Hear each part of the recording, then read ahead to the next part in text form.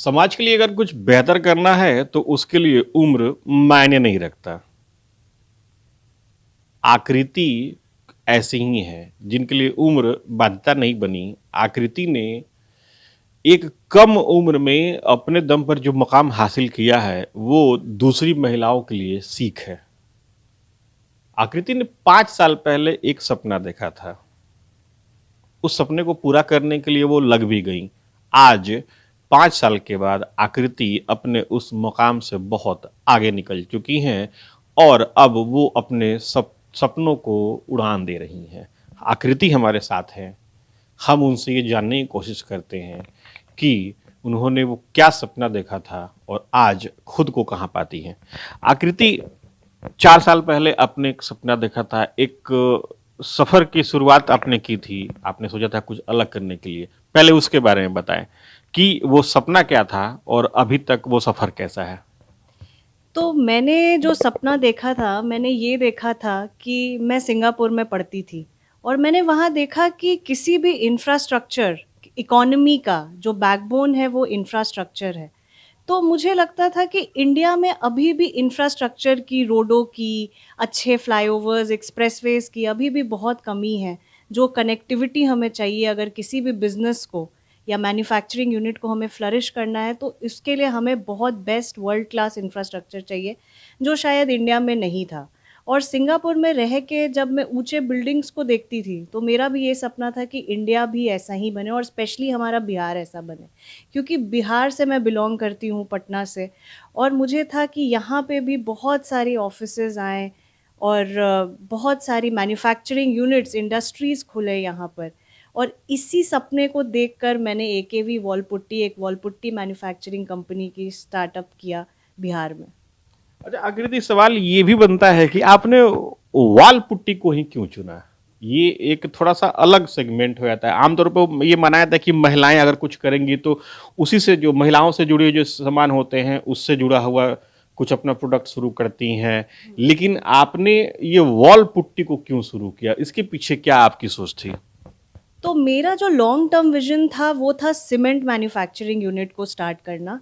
But क्योंकि उस time पे मेरे पास इतने पैसे नहीं थे, सीमेंट मैन्युफैक्चरिंग यूनिट एक बहुत ही ज़्यादा कैपिटल इंटेंसिव यूनिट है, जिसके लिए करोड़ रुपए चाहिए। और जितने मैंने पैसे अभी सिंगापुर में रहकर, जो मैं वहाँ जॉब करती थी, उससे मैंने बचाए थे, उसमें शायद वो नहीं स्टार्ट हो सकता था। और प्लस जब मैंने ये शुरुआत करी थी, मैं 26 साल की थी उस टाइम पे। तो वो भी था कि मेरे पास कोई एक्सपीरियंस नहीं था। मैं एक सर्विस क्लास फैमिली से आती हूँ, तो कोई भी मुझे गाइड करने वाला नहीं था। तो जितने मेरे पास कैपिटल थे, उसमें मैंने सोचा कि वॉल पुट्टी से स्टार्ट करें और इसको धीरे-धीरे हम अपने प्रोडक्ट्स को डाइवर्सिफ़ाई करें और अंत में हम वहाँ पहुँचे जहाँ हम पहुँचना चाहते हैं, जो कि है सीमेंट मैन्युफैक्चरिंग, ताकि गलती करने का स्कोप कम हो। अच्छा, तो आपने जब शुरू किया, चैलेंजेस क्या थे उसमें? मार्केट को लेके चैलेंज था, वर्कर को लेके चैलेंज था, रॉ मटेरियल को लेके चैलेंज था, उसको आपने कैसे हैंडल किया? तो जब मैंने बिहार में फैक्ट्री डालने का सोचा, तो सबसे बड़ा चैलेंज था रॉ मटेरियल, क्योंकि जितना भी हमारा रॉ मटेरियल आता है वो मोस्टली दिल्ली से, और जो हमारा डोलोमाइट पाउडर है, जो एक की कंपोनेंट बोला जाता है वॉल पुट्टी मैन्युफैक्चरिंग में, वो आता है अलवर राजस्थान से।